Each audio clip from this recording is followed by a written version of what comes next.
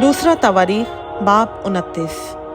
हिजकिय्याह 25 बरस का था जब वो सल्तनत करने लगा और उसने 29 बरस यरूशलेम में सल्तनत की। उसकी माँ का नाम अबिया था जो ज़करिया की बेटी थी। उसने वही काम जो खुदावंद की नज़र में दुरुस्त है, ठीक उसी के मुताबिक जो उसके बाप दाऊद ने किया था, किया।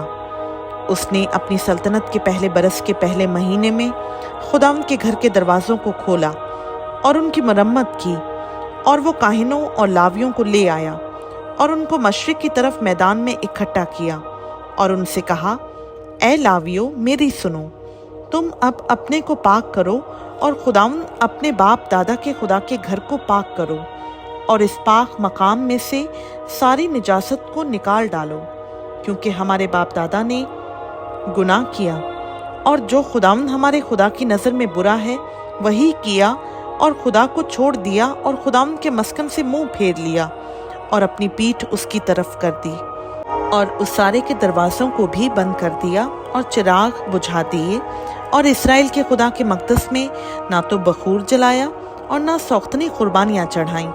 इस सबब से खुदावंद का कहर यहूदा और यरूशलेम पर नाजिल हुआ और उसने उनको ऐसा हवाला किया कि मारे मारे फिरें और हैरत और सुस्कार का बाइस हों, जैसा तुम अपनी आंखों से देखते हो।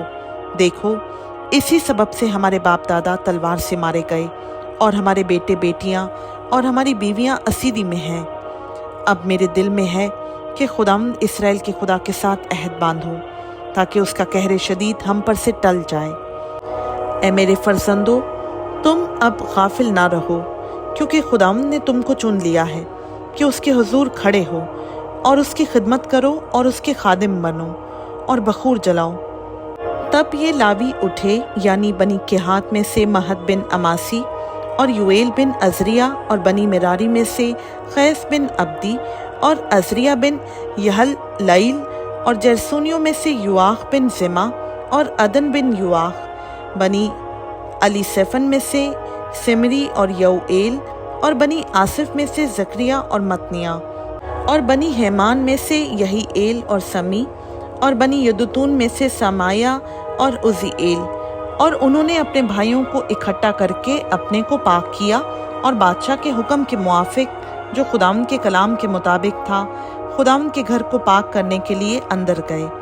और काहिन खुदावंद के घर के अंदरूनी हिस्सा में उसे पाक साफ करने को दाखिल हुए और सारी निजासत को जो खुदावंद की हैकल में उनको मिली निकाल कर बाहर खुदावंद के घर के सहन में ले आए, और लावियों ने उसे उठा लिया ताकि उसे बाहर किद्रून के नाले में पहुंचा दें।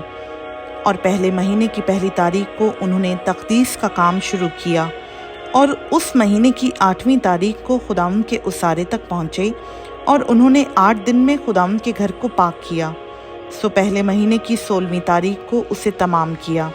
तब उन्होंने महल के अंदर हिजकिय्याह बादशाह के पास जाकर कहा कि हमने खुदावंद के सारे घर को और सौख्तनी कुर्बानी के मस्बा को और उसके सब ज़रूफ को और नज़र की रोटियों की मेज़ को और उसके सब ज़रूफ को पाक साफ कर दिया। इसके सिवा हमने उन सब ज़रूफ को जिनको आखिस बादशाह ने अपने दौरे सल्तनत में ख़ता करके रद्द कर दिया था, फिर तैयार करके उनको मुक़द्दस किया है, और देख, वो खुदावंद के मस्बा के सामने हैं। तब हिजकिय्याह बादशाह सवेरे उठकर और शहर के रईसों को फराहम करके खुदावंद के घर को गया, और वो 7 बैल और 7 मेंढे और 7 बर्रे और 7 बकरे मुमलकत के लिए और मक़दस के लिए और यहूदा के लिए ख़ता की कुर्बानी के वास्ते ले आए।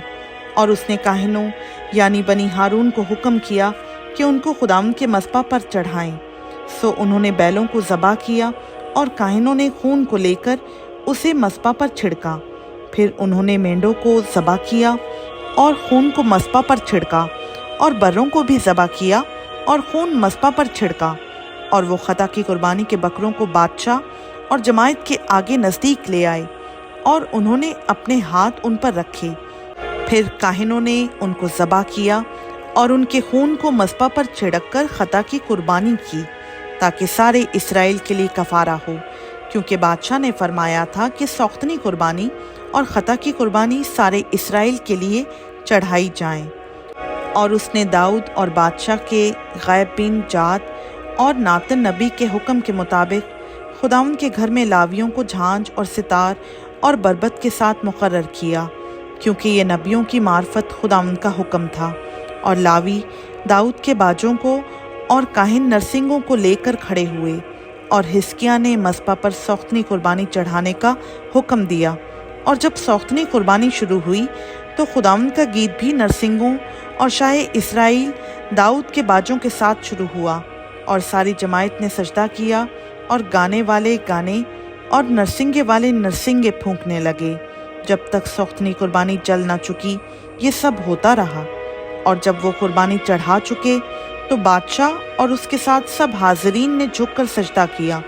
फिर हिजकिय्याह बादशाह और रईसों ने लावियों को हुक्म किया कि दाऊद और आसिफ गैबीन के गीत गाकर खुदावंद की हम्द करें। और उन्होंने खुशी से मदह सराई की और सर झुकाए और सजदा किया। और हिजकिय्याह कहने लगा कि अब तुमने अपने आप को खुदावंद के लिए पाक कर लिया है, सो नज़दीक आओ और खुदावंद के घर में ज़बीहे और शुक्रगुजारी की कुर्बानियाँ लाओ। तब जमायत ज़बीहे और शुक्रगुजारी की कुर्बानियाँ लाई, और जितने दिल से राज़ी थे सौख्तनी कुर्बानियाँ लाए।